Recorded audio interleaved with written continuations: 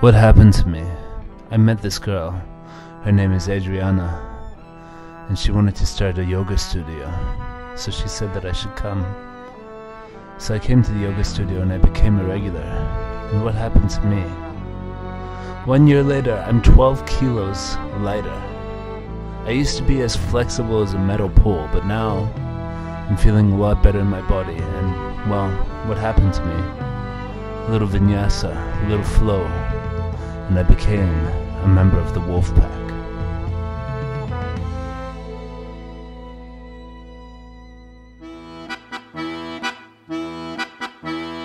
Belgrade Beat, the pulse of the city.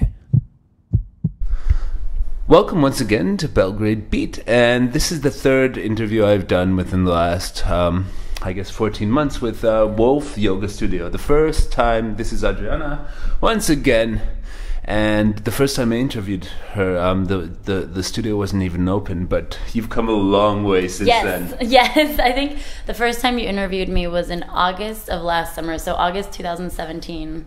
And now we're in November, almost next week, 2018. So yeah, there's been some changes since the first interview. And a lot of development. And yeah. So first of all, I want to say congratulations on all your success. Thank you. And it's just really amazing to see such a thing build like this. I remember what it was like in November, in December, and then into the year. And just where we are today is like, well, it's a thing. It's a real thing with a vibe and its own culture that has emerged. And people are talking about it online. Your classes are booked solid. How does it feel? I mean, to be honest, I'm so happy. I think that we still have a lot of work, and you know what I mean? It's never like, oh, okay, we're done, we're good, we can walk away now. Like, it's a continual kind of progress, and there's always things that we can make better. And so, like, we're still learning and we're still growing. But yeah, our classes are really booked up. We have amazing people, really nice international community, which is what I wanted to create, that's based around health. So yeah, I'm really, really happy so far. I'm happy too, because while your studio is growing, I have actually shrunk. That's a great way of putting it. I don't know if it's just yoga or I stopped eating so much food, but yeah.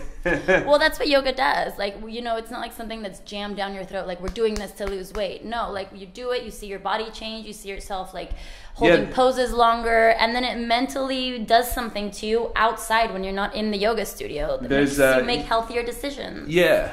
There's a weight loss clinic upstairs, you know. No, I didn't know that. Oh, you didn't know that? Well, right upstairs. Yeah. And I see the people going in there and the people coming in here, and it's like, what? No, how did I not know that? Okay. Anyways, yeah, so I started this whole thing last December. And you did. My journey has been very interesting since then. And what can I say? Like, I never thought I would get into it in this way or it would feel like this, but it's just like a really happy, positive thing in my life, and especially the community I found here. And, you know, just also the feeling in my own body, even walking down the street feels different now. Like your posture, everything. Now the way you hold yourself. Yeah, everything. So you have delivered the results. I remember, like, the journey's been really strange. Like, when I met you, you were talking about I had literally almost no idea, but I sensed a vibe of what you were going to do, and that's why I wanted to do the interview. That's why I was a supporter from before you even opened. And wow, I guess I called it. I mean, this is now one of the things in Belgrade that represents this new sort of international Belgrade. Oh, that makes me so happy to hear. I've been, you know, forecasting these sorts of places for years, and just to see it start, like, you know, like just a space that's completely free of that, like what everybody regards as the negative parts of living here, you know, like, and people complaining all that. No, people here are nice and positive. They're doing stuff. I mean, it's just like as soon as you walk in, you're already in a healthier mind frame because you're doing something good for your body. So right before you go into yoga, you know it's going to make you feel good. And then right after you come out, you have all these endorphins from the exercise and from the sweating and from the music and just from like this thing that you did with the group that you didn't even know before that now you just feel so much closer to. Yeah. So, I mean, the journey, it's been absolutely wonderful for me, and to be guided by you and your team. Even though you were away for like 2 months or something. Yeah, I was gone in the summer. Whole time, and it all held together. So you really created something that matters, people that care, and a place where everybody's like contributing to each other. So, what were the challenges this year? Well, this year and last, like when we first opened, I mean, are you speaking about just opening a business in general? Or opening In Serbia, in you know, Serbia? yeah, I make I make videos like "Do not open up a business in Serbia." Yeah, You were so- crazy enough to try it. Right. So I saw that video that you made about do not open up a video in Serbia. A business. A business. A business. Video, for sure. Yeah, a business in Serbia. Yeah. After I opened up my business, and Yeah. I was like, you interviewed me, and I wish that you would have like said something about this video. I guess I was being selfish because I really needed this yoga studio in my life, and I didn't want to sabotage. And when I watched this video, you were my like, only chance "Don't to get my ever life open a together." business in Serbia." And I was like, nice. Anyway, well, definitely some of the I think Serbia's one of the worst countries in the world actually to open up a business, and I'm sure there's really bad and not in a countries for that. personal from a personal standpoint. I mean, I read about it, and I think just for opening a business with all the bureaucracy and all the administration things and all the corruption, they say it's not the smartest choice. But I think some of the challenges were just like paperwork. The building is like government owned, so just to put a sign out front for the business took us 8 months. Oh my God. Yeah, I mean, just ridiculous stuff like that. I also have to say that another personal thing for the yoga business was that this type of yoga had never been done here before, had never been seen here, so there was no market. We had to create a market. So it was kind of difficult at the beginning to get people to come to our studio instead of another studio because they didn't know anything about it. So I think one of the main challenges was basically getting people in the door. And then one of our biggest kind of success helper outers or whatever was word of mouth, because once people came in, they really, really started to like it. Yeah. So it was just basically them telling the other people about it. And so, okay, what would you have done differently if you were to do it all again? Like 1 year into it now. I think I wouldn't have asked so much outside opinion. I opened this business on my own, so I didn't have a partner.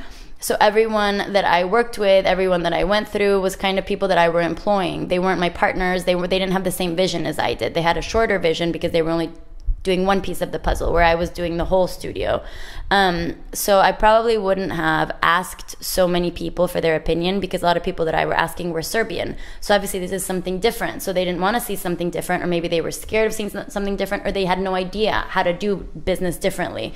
So they kind of wanted to keep putting me in this box of the way Serbian people do business. Okay. And so I just kind of had to do my own thing after a while and just listen to my own intuition. Yeah, the thing I find is, like, to be successful here, you really need to be willing to make your own bubble and just pretend that you're in a void of business, because it is like that. I mean, my business is a little different because we, deal with the outside economically injecting, Yeah, and you're working online, right? Yeah, exactly. So it's a little internationalized environment, but here you actually do have to compete with the local economy. Yeah. You do have to adjust your prices. I mean, well, and we also have to get into the local mindset, because our competition isn't just other yoga studios.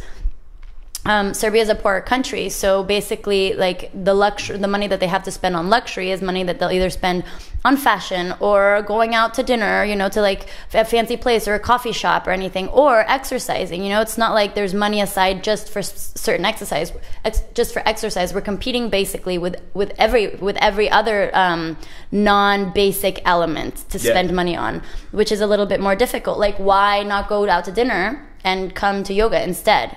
Like, why not buy this winter jacket and buy a membership instead? So it's kind of it's been very different. Why do a yoga class rather than your 2 packs of cigarettes a day? Or a bottle of wine. Yeah, exactly. So yeah, it's like it's hard out there. Yeah. The challenge is real. Why even wake up? Yeah. So the morning classes, you've had some trouble getting some people to come to the morning classes. Yeah. That's the difference in mentality. Also, definitely. At least back in the U.S., I was used to morning classes being like 6 a.m. I was number one fan of morning classes. Morning classes were the most booked. And here, morning classes struggle a lot. We definitely don't have 6 a.m. classes. When we first opened, we did, because I thought that for sure there would be people like me that would come, but not one person came ever. To 6 a.m. To 6 a.m. Not one ever. I was practicing alone essentially for months. And so now we've got 8 a.m.s and we've got 10 a.m.s, which for me the 10 a.m. is really weird because it's a really popular class. Well, why is that weird? I guess it's just weird because I'm used to most people exercising have like 9 to 5 jobs. Nope. So Yeah, I know. Yeah. I know. Yeah. Especially this type of person that you're targeting in Belgrade. Well, they might have jobs, but yeah, a lot of them, you know, are A lot of them are more freelance or have more flexible schedules. yeah, like, you know, like I can make it sometimes. Got to watch the phone in case something comes in for work, you know, some problem someone needs me to solve in the business. But yeah, I mean, usually I work for like 1 or 2, working for myself. I work for like 2 hours before I come here for the 10 a.m. class. Yeah, wow. Managing the team in Asia and stuff. Yeah. So yeah, it's like, and I think you really should target those people who, because those are the people who are somehow connected in the society. You know, the people who are freelancing, running their own businesses, that they tend to be more social than the people who just have jobs. And also this neighborhood, I mean, I think if you, for example, were in Novi Belgrade, where all those office buildings are, then you can maybe make a better 8 a.m. or something, but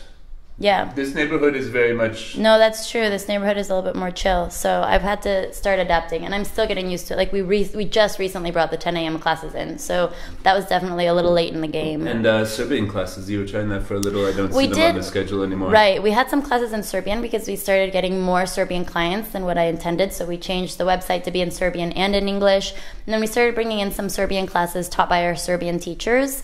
The problem with that is that we have so many foreigners, and a lot of times foreigners would go in and they would ask for the class to be taught in English, and the Serbians that we had in there didn't mind because they spoke English too. Yeah. So the classes just started being taught in English, and then I think also most of the clients, like Serbian clients that we get, they obviously speak English. Yeah. Because I mean, I don't really speak very good Serbian, and yeah, you know, so we just decided to take them off the schedule. I even spoke with some of the teachers that were teaching the Serbian classes, and they said it was a better idea just to get rid of them because there was no real need for them. Yeah, and you're doing this international thing, which is very... Exactly.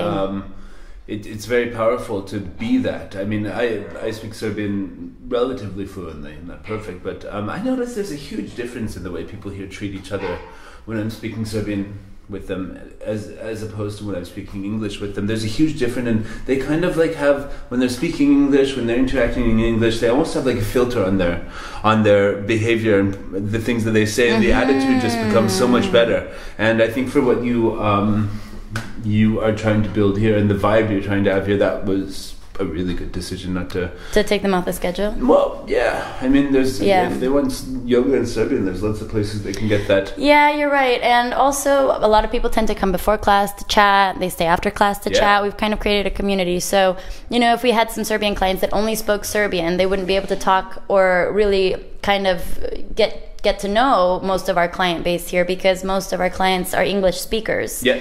So yeah, it was difficult for me because we are in Serbia. You've got this lovely mix of cultures here. You know, this, I call it like a very it's a very special thing to me because it's what I try to strive for in my business and the people that I'm hanging around with, where you have Serbian people and foreigners interacting with each other completely without any sort of weirdness. I'm a local, you're a foreigner, sort of vibe. People are just here, and everybody's just, and it's really special that we have that in Belgrade, that is so possible, and it's thankfully because of Serbian people being so open to foreigners being in their environment. And they've been so nice too, because we are essentially in Serbia and we are running a business in English, and no one has complained. Every Serbian that has walked in has been super nice and supportive and non-judgmental, and I'm just so thankful for everyone that's come in. Yeah, because in one way you're offering them a very effective way out of the things they might not like about this culture, you know, spiritually, physically, health-wise, and mentality-wise, socially. So I mean, yeah, you've managed to make the vibe radiate out of this place. Oh wow, thank you. It's amazing to see. And awesome. So what's next? Well, so we are starting to sell food here next week. We tested out some like healthy banana bread. because I think that another thing lacking in Belgrade is really good healthy food, not fake healthy food, like a fruit smoothie, which isn't really healthy, but like really good quality kind of food that I would recommend to eat out after yoga class. And then we're looking to expand, you know, we're thinking of maybe opening another studio in New Belgrade. So that's kind of in the works right now. Obviously, different types of classes, more tailored concept classes, yeah, workshops, all that good stuff. Okay, so somebody is watching this right now. If they've never come to yoga before and you know, they think this sounds good. This sounds like, okay, well, Eric says this is really good, and you've managed to make a difference in his life. And what should they expect the first time that they come, and what should they sort of prepare themselves for? Well, I don't really think that they need to prepare themselves for anything, because material speaking, we have everything, but just kind of come with an open-mindedness, a little bit of vulnerability, you know, to be able to, bring and sweat kind of in the room with people that you don't know. It sounds a lot more intense than it actually is. It's a really, really nice environment. It's completely dark in the den, which is where we practice yoga. So, you're just concentrating on yourself. The teacher is really helpful. Everyone's really open-minded. No one comes here to judge. So I don't really think that there's much preparation that you really need to do. Well, it's also a lot of if I could just give a little advice to people who, like, the clothing was like a thing that it took me a little while to get right. Really? How so? Well, just, you have to move your legs in ways that... Yeah. You're not usually doing. Well, definitely bring comfortable clothing. That's something that I wouldn't suggest jeans. Yeah. Yeah, definitely bring clothing. Like I'm wearing yoga pants right now. I think they have some for men. One of our teachers wears like kind of pants like this or shorts. In Belgrade, though? I think there's a bunch of sports shops. You can buy it in what's it called, Sport Vision or something. There's a bunch of different stores where you can get workout clothes. Yeah. You wear shorts? You can wear shorts? Yeah, I wear shorts. Yeah, but it was like even getting the shorts right, some were too tight, and boxer shorts were really? too tight, and then I was and then I got shorts that were too loose, but then I was afraid that when I was in front of the mirror one time, I realized that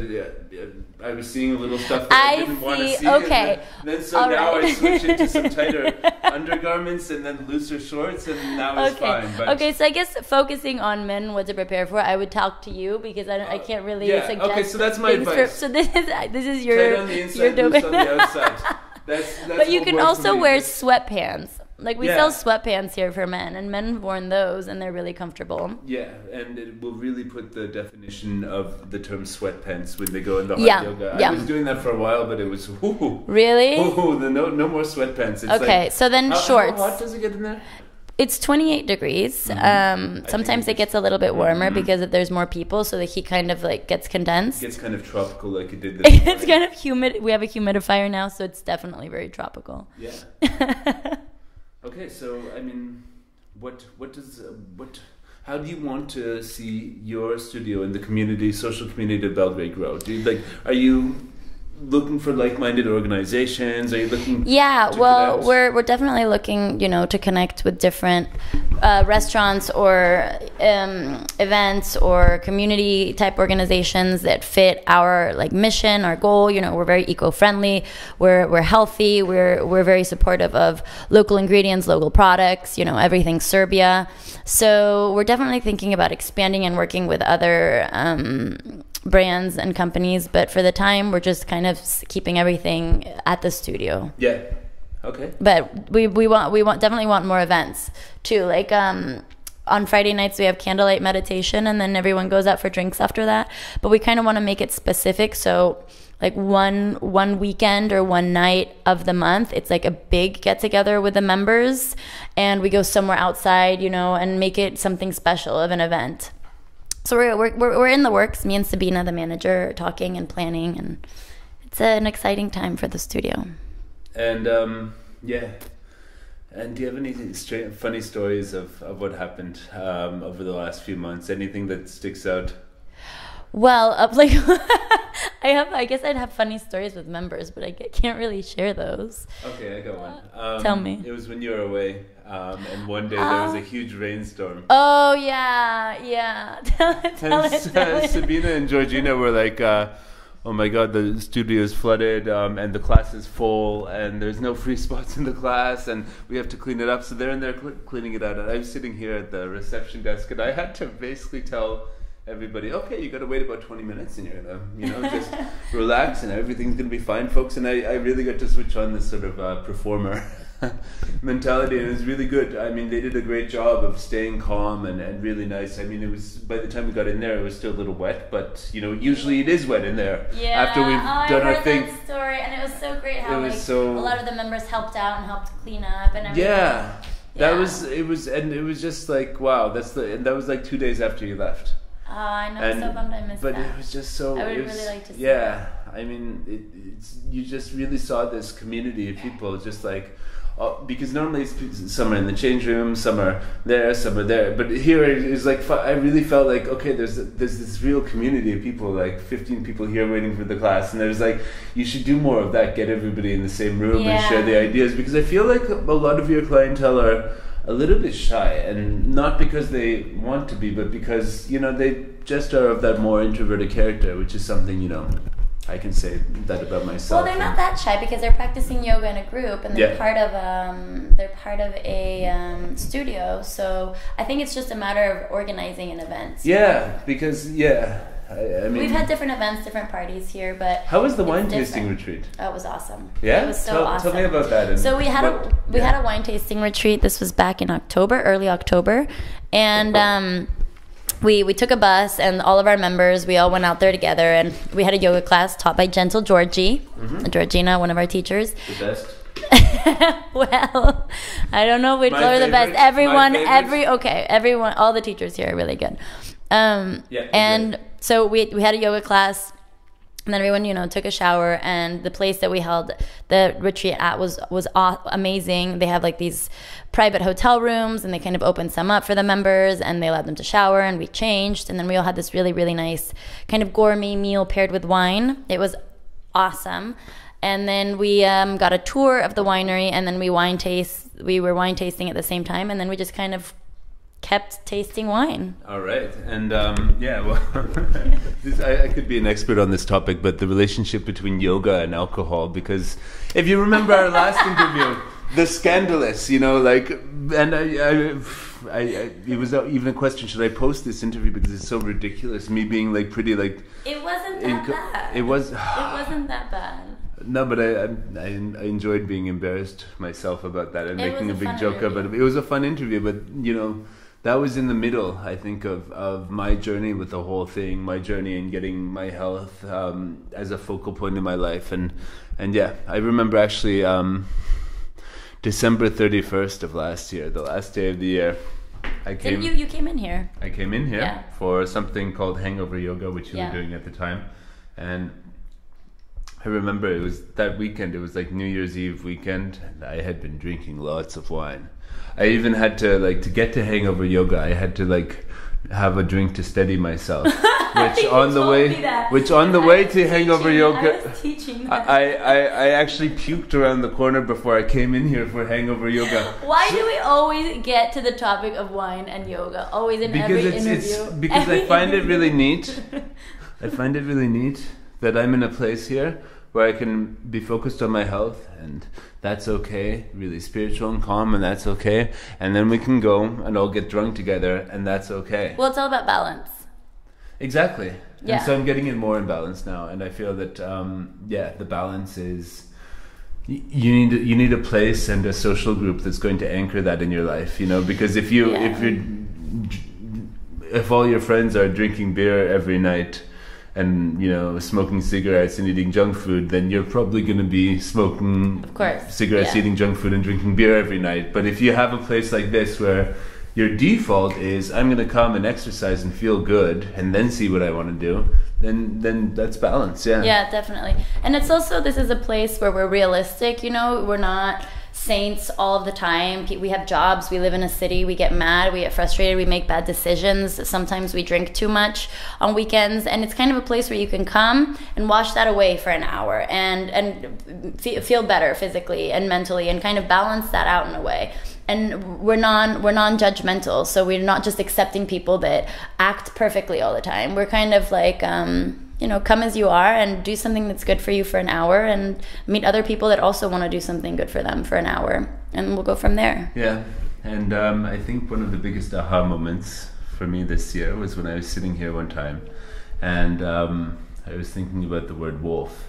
Remember that? Oh my goodness! Yeah, yes. no, but look right now over there on that camera over there, you can see Flow. it's displaying the backwards logo, and it says flow. It actually says flow. So I was sitting here and I was like, what's wolf backward? What? But Flow. I just thought of it. It's insane because we practice vinyasa flow. And We're you always didn't flowing. know. I can't believe I never even thought about that. Now I'm gonna look at every word backwards. Yes. More changing rhythms. Yeah. Anyways, so that was it's like almost like didn't your whole brand make sense with that? Well, and then I put it on social media and everyone was just like, wow, mind's blown, because I was like, wolf is flow backwards, and everyone was like, what? Anyways, guys, let's wrap this up. I mean, congratulations on all your success. Thank you. I mean, I'm going to be here. I'm traveling a lot this winter, but I'm going to be here checking in, and I'll also be checking other studios around the world. Okay. Yeah. Okay. I'm not happy about it. No, but okay. Go.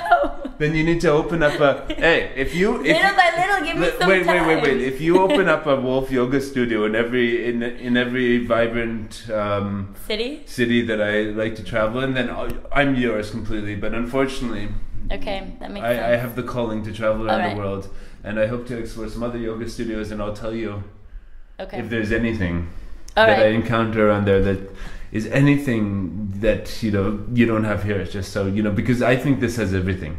Just okay, thank you. I think this place has everything. Backpedaling a little. You just need to open more locations. Okay, I'm working on it, Eric. But if I haven't been to any other yoga studios in Belgrade, I feel like I'm talking to a girlfriend right now. It's like, no, I don't look at other women. No. We'll talk about this later, Eric. Okay.